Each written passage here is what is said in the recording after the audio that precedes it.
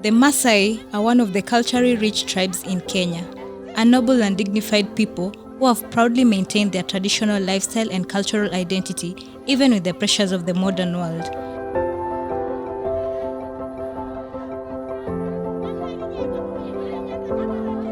Living in harmony with nature, they are known for their nomadic lifestyle of raising cattle and goats.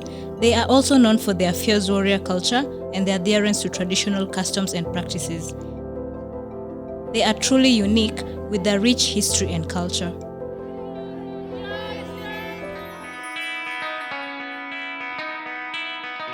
We set out to Kajiado to understand the reasons behind this tradition and the impact it has on the lives of young girls and women.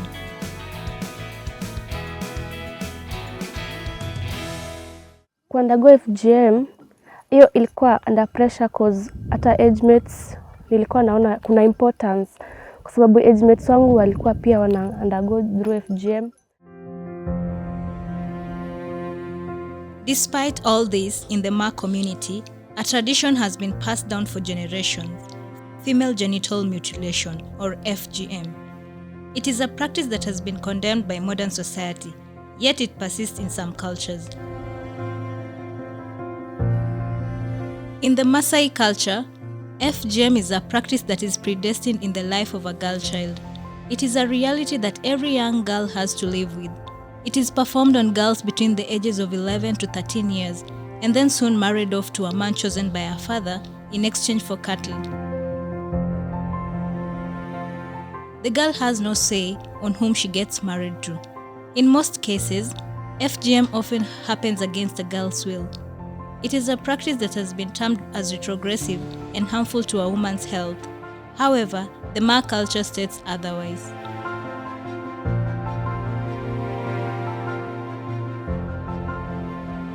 Mera ba mashida. Apa mera ba mashida. Mera imuyana na rara. Mego ni hospitali.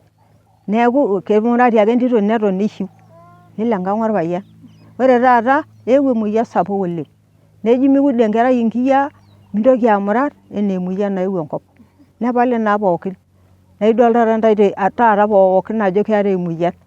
Meoge barkele hospitali. Getoni yake na yengi nkishu na nyai. Neoki motori neishu oltung'ani. Ore taata epuo ene moyian nejo entapal intokitin pookin. If this house could speak, it will tell tales of the dark past of Simoi.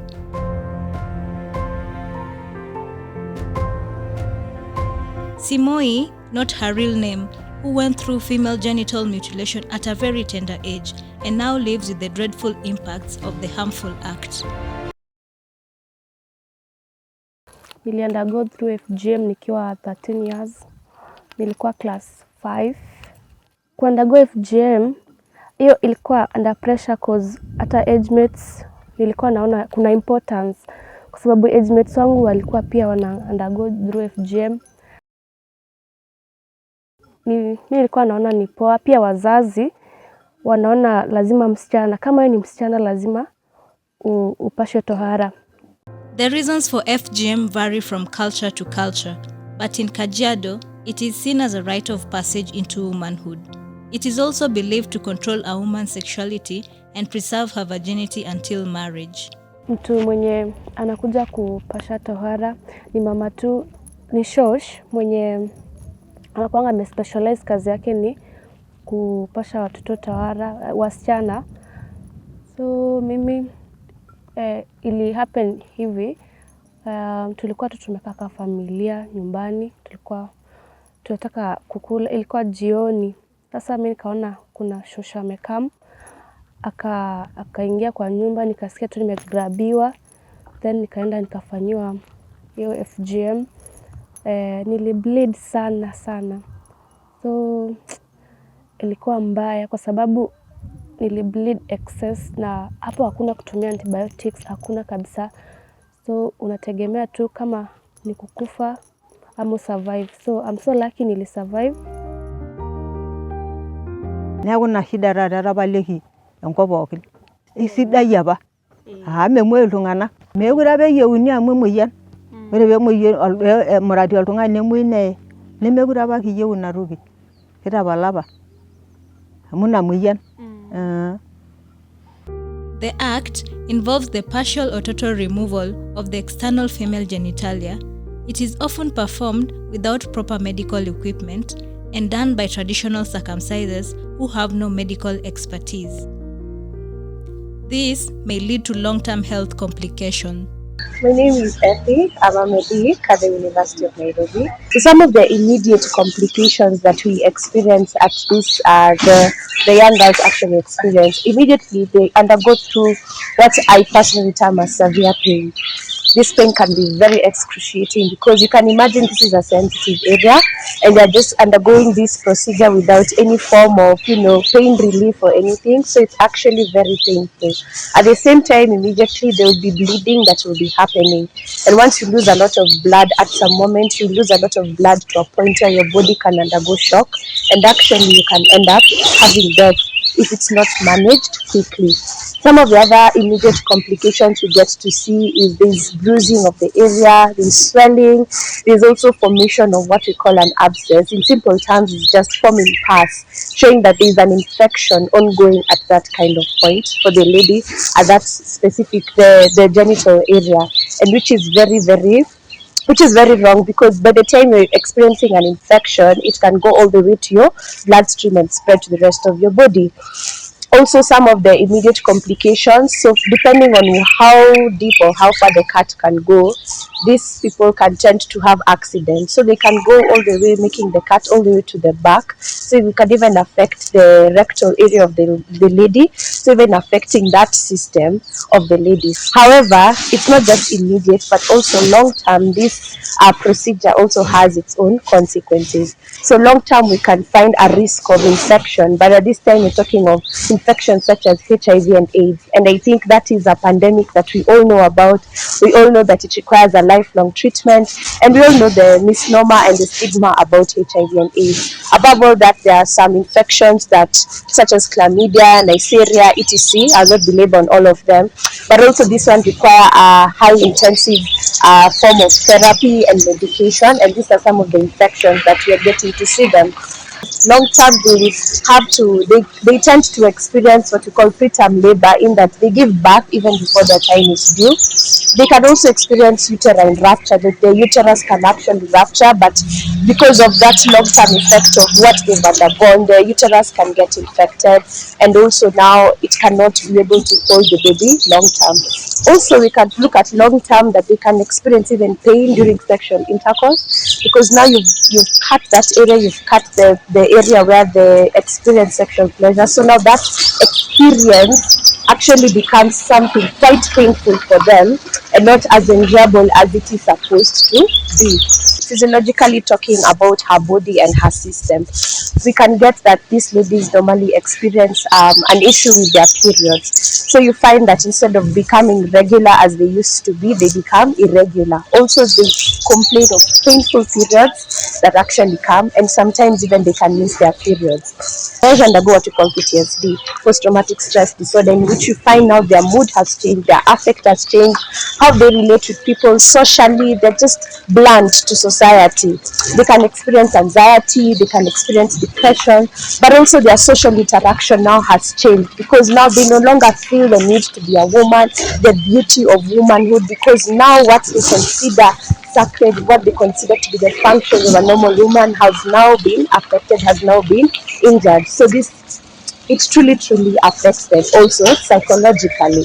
If you read according to WHO standards, medical FGM is not considered a corrective way of doing FGM itself, because ultimately, regardless of the people try to defend it as now the risk of infection is being lowered, it can be done with someone from within the community, so that they feel that, at least we're having someone from the community who is doing this procedure. It can be done within a good setup.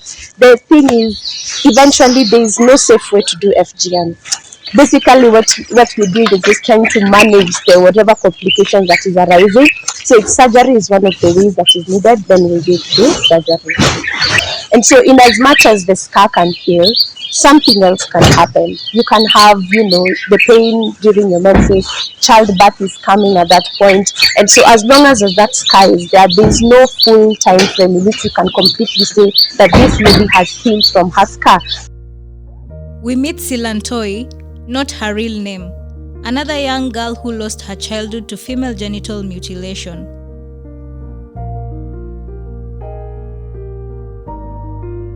As Maasai culture has it, she got married and is now a mother of one. Ore engoloto peekisumi toormaasai na ni ngumu sana. Ore tinilo sukuul lakini mimi sijamaliza. Mimi nilienda shule nikafika class 5 nikatoka shuleni.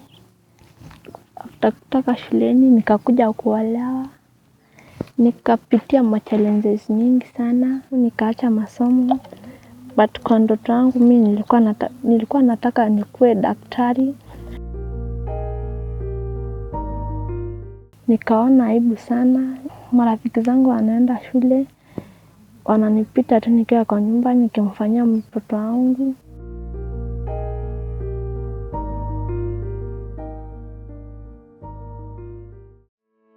In 2011, Kenya passed a law criminalizing the practice of female genital mutilation. The law, known as the Prohibition of Female Genital Mutilation Act, imposes penalties on those who perform FGM, including fines and imprisonment. A minimum fine of $1,800 or 3 years imprisonment. Similarly, the Kenyan Constitution adopted in August 2010 contains provisions that specifically prohibit violence against women and female genital mutilation. Article 26, Clause 3 states that every person has the right to freedom and security of the person, which includes the right not to be subjected to any form of violence from either public or private sources. These constitutional provisions are a clear indication that the Kenyan government is committed to protecting the rights of women and girls and taking steps to end the practice of FGM in the country. According to the Kajiado County Gender Department report, in 2021, Kajiado County recorded 639 cases of female genital mutilation, with Kajiado South leading with 278 cases. The COVID-19 pandemic forced many girls to undergo FGM, making it difficult to single them out since they were at home during the period of lockdown. The ceremony was mostly done at night without their consent. These girls had nowhere to go since schools were closed. Kwetu kulikuwa na kutairiwa wasichana wanatairiwa 12 years ama 13 years. Juu mamangu walipanga na shosho, juu walipitia hiyo kutairiwa wasichana. Juu walipanga, mimi nilikuwa nimeenda, msichana mwingine akaniambia unatairiwa. Nikatoroka nikaenda refugees kwa IC Girls. Sasa naendelea na masomo. Vile mimi nilikuwa nimetoroka juu sitaki nitairiwe. Kwetu ulikuwa unatairiwa, unaona kama umekuwa msichana mkubwa, unapeanwa, unaenda kwako. However, there is hope for change. Activists, organizations, and gender departments are working to educate communities on the dangers of FGM and the importance of respecting women's rights. So, mimi sikuwa nataka nitairiwe, nilikuwa nataka niendelee na masomo. Alafu nilikuwe daktari nikuje kuwasaidia wasichana. They are also providing support for survivors and working to end the practice altogether. My name is Irene Katete, Director of Social Services, County Government of Kajiado. FGM is a cultural process that was actually used by the community as a measure for rite of passage, as in graduating from one stage to the next. For purposes of a girl, and so it was actually graduating from girlhood to womanhood. And it is one of the processes that the community have really a lot of attachment in it, and it has also given us a challenge as service deliverers to actually eradicate it. And I cannot really say that we have eradicated, but we have reduced to certain levels. Because there before, up to 20 years, a girl would stay before getting circumcised. And then during that time, the old days, but nowadays, the years or the age has reduced to 9. From 9, they get circumcised. And to a certain extent, they also get married at that particular age. We have structured mentorship programs per age, and we reach out both the girl and the parent, and more so the mother. You find that in the society, a girl identifies more with the mother simply because of the learning process of becoming that woman in future. So you find that a lot of many of the girls associate with their mother more, and the mother also gives more attention to the girl because she knows that she is the other helper within the home. One of the mentorship programs is actually the issues of sexual reproductive health. They need to understand their sexual reproductive process and stages, and also to understand at what point am I supposed to be cautious, not really to indulge myself in either in sex, or rather if for me not to be lured into sex that will lead to early pregnancies or teenage pregnancy, and later on to marriage. We also have issues of self-awareness and concept. We are like, you need to be aware, you need to be awake as a girl, you need to understand yourself. Who are you? What are your values? What are your principles? What is guiding you towards your achievement or towards the achievement of your goal? We also have the issue of life skills. In this regard, we are talking to them about the need for them to know how to defend themselves if they find themselves in a situation. Currently, we have a new trend that the motorbike guys lure the girl into sexual intercourse, especially when they are in an awkward situation. Maybe they need pads, but they don't have money to buy. So they would rather sleep or have sex with a motorbike guy so that they can get the 50 bob to buy the sanitary pads. So you find that the resilience needs to be built of that girl so that she can stand and say no, and means that no. And also to provide an alternative, a negotiation kind of an environment with this particular person, even the parents, you know. Apart from resilience, we also teach them on how they can manage, on how they can build on their values, you know. The moment you have that's something that you believe in, you will really protect it with everything that you have, because you know at the end of it all, it will give you greater benefits, and it will also take you places. In that regards, we emphasize on the importance of education. Why education? Why do you want to be educated? What are you looking for? How are you going to cultivate these values for you to be able to achieve your goals at the end of the day? So education is one also of the areas that we emphasize in terms of mentorship, and that has come as an intervention. We thank the national government because nowadays our pregnant girls are able to go to school until that particular day that they are giving birth, and they also have that right of sitting for the exam during that period of lactating, and they are given the opportunity. Just recently, we had two at the referral hospital, and they were given the exams to sit on the exams at the hospital bed, and that was a plus because at least we know their dreams can still be revived, and they can move forward and achieve whatever that they are able or they had said to achieve. And we are not doing alone. We have the gender department. They are also actively involved on issues of mentorship. We also have partners on the ground. We have AMREF, we have Plan International, Laramata Community Concern, and many others who are addressing issues of FGM and ensuring that the girls remains in school and they continue with their education and later on proceed or transit to the next levels of education. One of the challenges is that our county is so vast. and our schools are widespread. And there are some pockets of the county that are hard to reach, like Mosiro, Ewaso, Magadi, Torosei, Kilonito, and even Jukini, Lengisim, the Amboseli sanctuary or ecosystem. And also their culture, it's still very strong within the community. So to go, yes, you might have a mobilization that you are talking to the parents, but they will be there, yes, we will do it.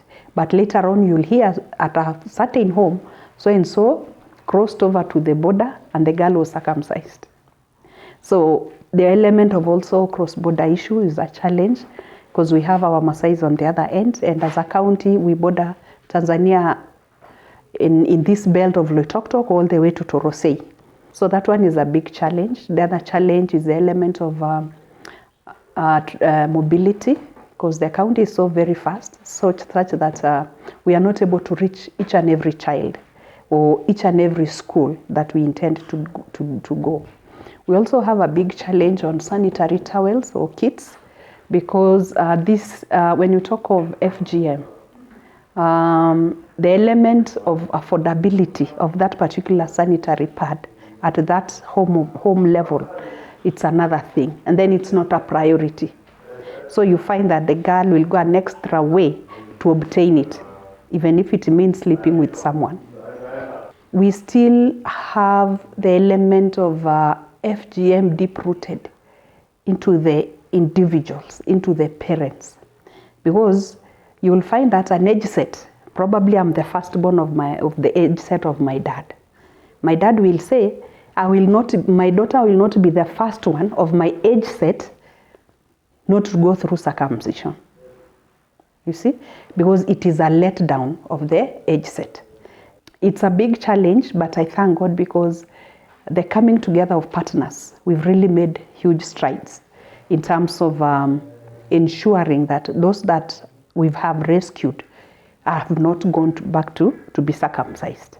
And we also thank the national government because they have also come very handy when it comes to rescuing. We've really relied on their transport when we go out, and their police, because we have to go with police when you are going to arrest or when you are going to rescue. We've not consolidated the data because we have partners who are doing it independently. And then we have the gender department. I'm sure they have figures I'm not able to quote, but up to now, I can say we have rescued over 100, about 100, but I'm very sure the numbers could go high because we also have some that have been under the Directorate of Children's Services under the national government, because they also have a mandate to ensure that each and every child go to schools and they are rescued. Those who need to be rescued are rescued. As a result, thousands of girls have so far been rescued. Okay, I'm Madam Catherine. I'm the head teacher at IC Girls Boarding Primary. This institute started back in 1959 with a population of 20 girls. And the reason why it started to rescue girls from early marriage and FGM, and also girls who were sexually abused. It continued until now we have a population of 700 girls. Later, the government chipped in, and now this is a public institution. But the program for rescuing girls is still on, and we normally give them quality education, and we see those girls continuing with education, going even to transit to high school and even universities. So sometimes it's hard. We have to involve the administration, police, and even other people. But we thank God because what we are doing is not in vain, because those girls are doing well.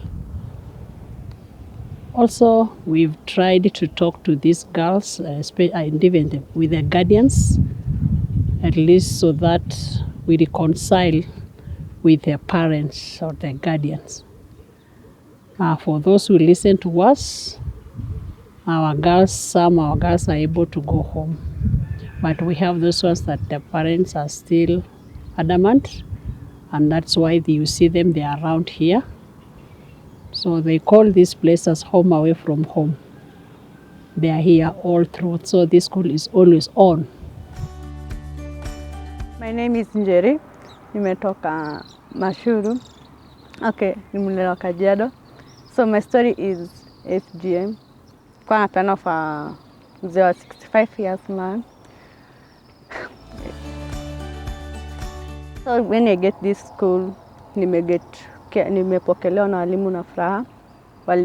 Walisaidia penye nimefika. So now I'm going form 3. Here in holiday we are revising. We train ourselves to do home science. I want to be a finances and business lady. Natamani kuona familia yangu. Sometimes we feel bad because umekuwa umewazoea most, kukaa nao, kucheka nao, but it's really hard to back there, but itabidi uende wasalimie nyumbani, ujue vile wanaendelea. Sometimes you back. Sometimes unaweza get off a 1 week, then you back in this school kama unaona circumstances zinaendelea kuwa mbaya nyumbani. Naonelea FGM because it's a bad thing, because kutoka 9 years umeonekana umekuwa msichana mkubwa, unapeanwa, naenda kuwa bibi wa mtu, na sasa hizo mtu uwezani na kazi zingine za kuwa kujizalisha mapema. So it's bad. Na we must educate a girl, because if you educate a girl, you educate the community. We have a program that we call to Seme, whereby our girls speak for themselves when they go home, especially when the ones who are not rescued. When they see their sisters being married off, they ask them to run away to come to this institution. So our girls became ambassadors of other girls. So sometimes when I'm just seated in the office, I see a girl walking in with the shukers and just the way she is. And the moment she comes here, I just call the girls. After 5 minutes or 10, you will not even identify the girl.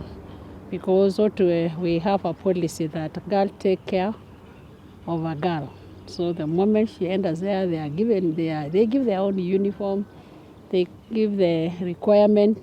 So we have taught them to take care of one another. So we have the activists who are in the rural area.